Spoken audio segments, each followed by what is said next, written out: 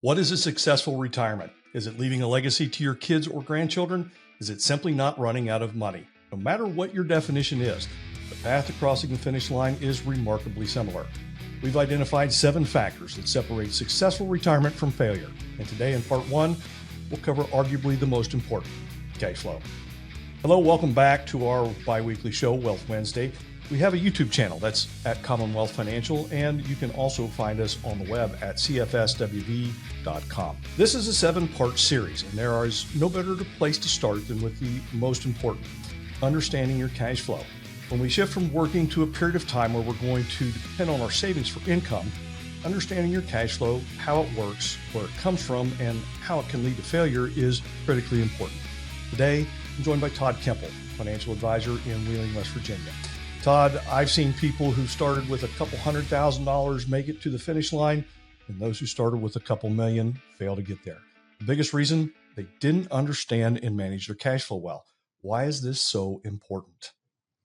Well, Neil, I've had the same experience over my career. And it comes down to, at the beginning, looking at what we can control and what we can't control. We can't control inflation. We can't control tax rates. We can't control the market as much as we'd like to think we can. And ultimately, at the end of the day, what we do have complete control over is how and what we spend our money on, Neil. And so that is critically important to understand where you're spending your dollars. And what I have witnessed, and I think you can echo this, most people don't know, right? And my generation used to use a check register and track their expenses with a checkbook. That does not happen today. So tracking your expenses is incredibly important, doing it for an extended period of time, and then reviewing what was necessary, what can I do without, and finally, what can I substitute? And when you've gone through that process, then you're informed about where the money you have is going and what adjustments can be made. So that's where I see the big fallacy come into play, Neil. Not tracking and being aware of where you're spending your money. Spending is relative to a lot of other things. And we've used the 4% rule as a guideline, but it doesn't guarantee success. And going above those levels doesn't guarantee failure either. It does shift things to luck more so than anything else. But you have to understand that you're going to have that fixed income, that Social Security stream, and then the balance is going to come from your savings. And one of the most important things that you have to realize is you still can't spend more than what you earn on a reasonable basis without eating into your base. And without tracking and understanding where that money's going, it's very difficult in how you can make things last over a long period of time. Todd, we all have horror stories, right? And sometimes those horror stories are just unreal. And you and I both went through one of the worst bear market events in the .com bust when we saw a market go down 3 straight years. And you and I were talking offline about how that your spending rate can get amplified very quickly when there's a market decrease like we saw there. And when you have several of them back to back, can you explain how we were illustrating that in a very simple fashion? I had some clients that thought the 20% returns the market was generating every year for the last 5 years of the 90s was going to continue, Neil. And so they were taking withdrawal rates of 10%.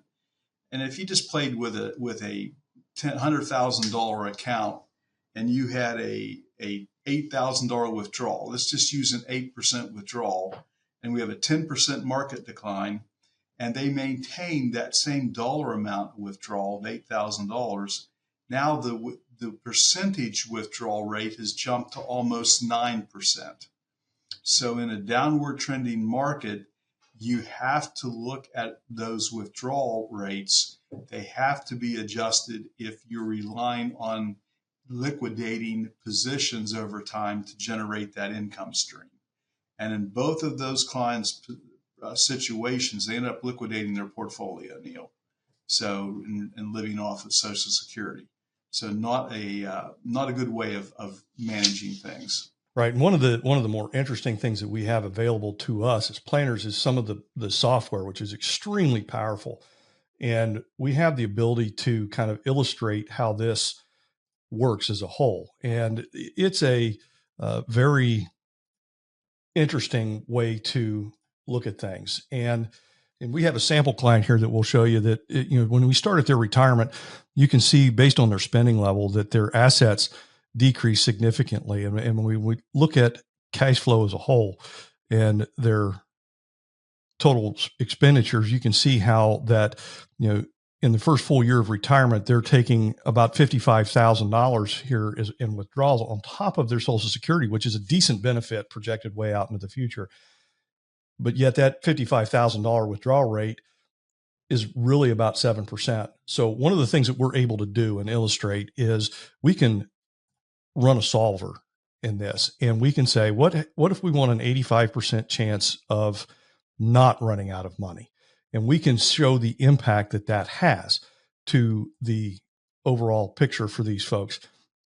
And you can see that it shows their cash flow going all the way out. But one of the more interesting things in this is something we call longevity risk. And when we turn off the change in that, you can see that their longevity risk increase or decreases, rather, that their chance of running out of money is going to increase significantly. Their probability of success decreases the longer they live. But if they're able to monitor and maintain their living expenses and their spending habits, they have a much better chance of succeeding as a whole. Todd, what are some of the things that cause people to overspend during their retirement time?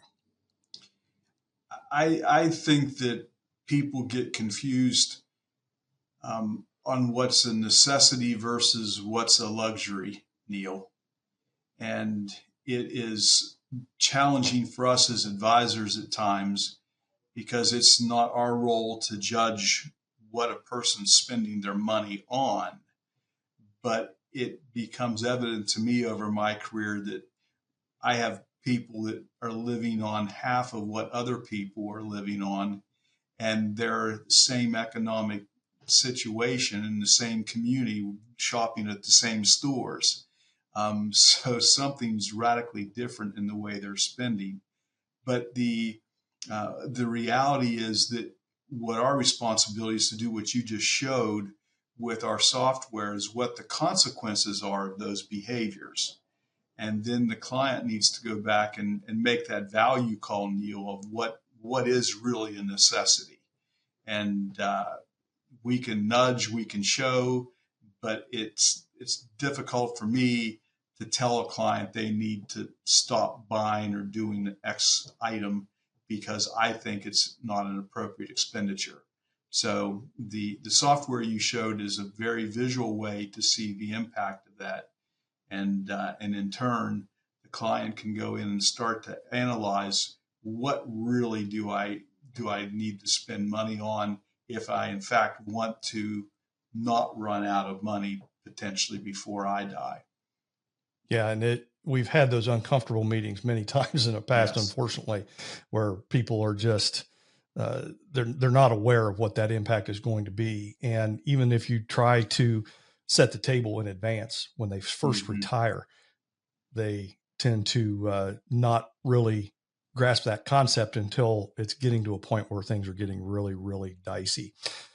One of the things that we have witnessed over time is that people tend to spend less over several years. And one of the things that didn't really show up in this model was that, sometimes you want to plan for maybe more expenditures early in your retirement when you're more active, but with the understanding that you're going to have to reduce those at some point in time. And physically, mentally, we probably aren't able to do the same things when we get to our 80s and things like that. But then there's also the other risk of those unplanned things, the nursing home, the healthcare and that kind of thing.